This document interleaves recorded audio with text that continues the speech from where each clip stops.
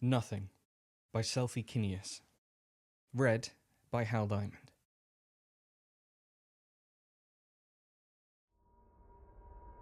Open your eyes.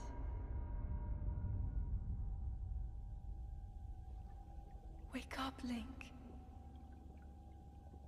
All at once, he was aware of the presence of nothing. All at once, he could feel the crushing pressure of an emptiness or a numbness, an overwhelming sensation of an absence of all things. There had been nothing for so long, but it was just barely made known to him that that very nothingness was what enveloped him. In the instant that the nothingness became consciousness, that passed in the slowest ticking of milliseconds into seconds, that felt like years into decades, there was a pinprick of light. In that light, there was warmth. The frigid cold that paralyzed his body started to melt. The icy air escaped his lungs in a puff. His frozen heart beat to life. His fragile bones twitched beneath pale skin. In that warmth, there was sound. There had been no sound for years, decades, eons. The nothingness had been so immeasurably beyond nothingness. The kind of nothingness that does not even exist. This nothingness was the kind that was something. Something that was trying to reach out for him. The sound was dull, like a blunt knife used one too many times. The sound was distant, like a mirage in the desert that you're not quite sure is even real. The sound was muffled, like listening for birds in the sky while deep underwater. It echoed off of the empty chasm of his skull. It resonated like a whisper in a cavern. It was something amongst the nothing. The sound grew louder over minutes or hours, he wasn't sure. It was a voice, and it was calling to him. He would have asked who it was, what they wanted, where he was, what he was doing there, and on and on and on. But he still only knew nothing, and in the nothing, he was no one. As no one, he had no thoughts. As no one, he had no feelings. In his state of sleep, there was no life, no identity, no purpose. The voice, however, tickled his brain. It awoke his heart. It ignited his flesh.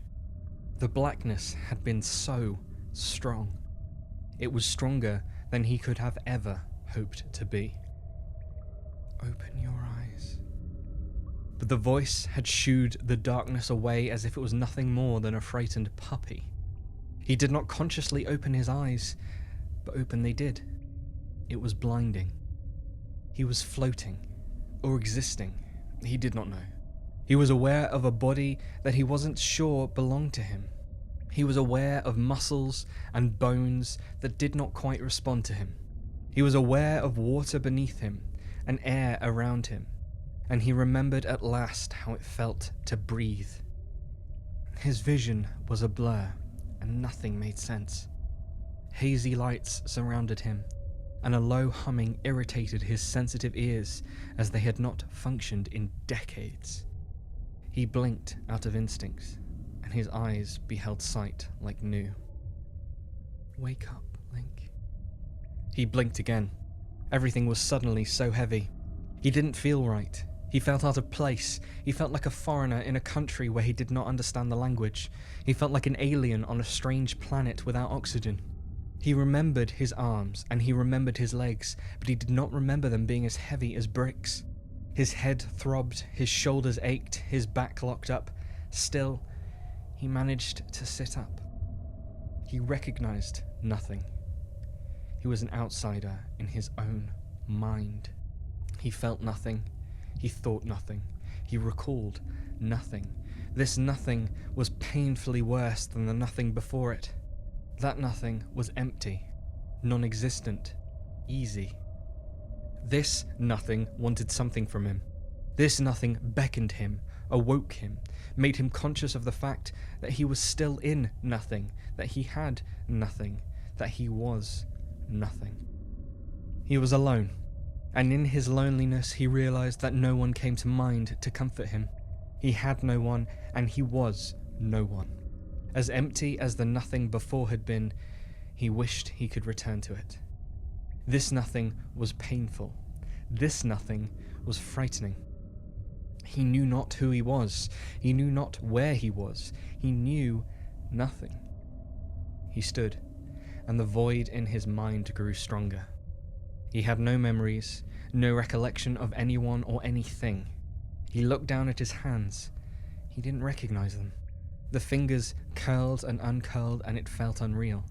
They flipped over, and he stared at knuckles and nails and skin that were foreign to him. They clenched into fists, and he breathed deep into lungs that were not his own. This nothing was agony. This nothing was torture. He knew there should be something, but there just wasn't. He contemplated for much longer than he would admit if he should lie back down. He thought maybe, just maybe, if he lowered himself back down, he would find himself back in that sweet nothingness that took him before. The nothingness that was easy. The nothingness that did not torment or mock him. He wanted to be out of the brain-racking misery of feeling nothing inside. The hopelessness of having no thoughts or feelings to retreat to. The desperation in standing on feet that he did not know how to control. He wanted it so badly that he almost gave in, until a force beyond all reason called to him. He did not know why, he did not know how, but somewhere he was needed, and he would answer. In his mind, he was no one. In his mind, he had nothing, but he would always answer.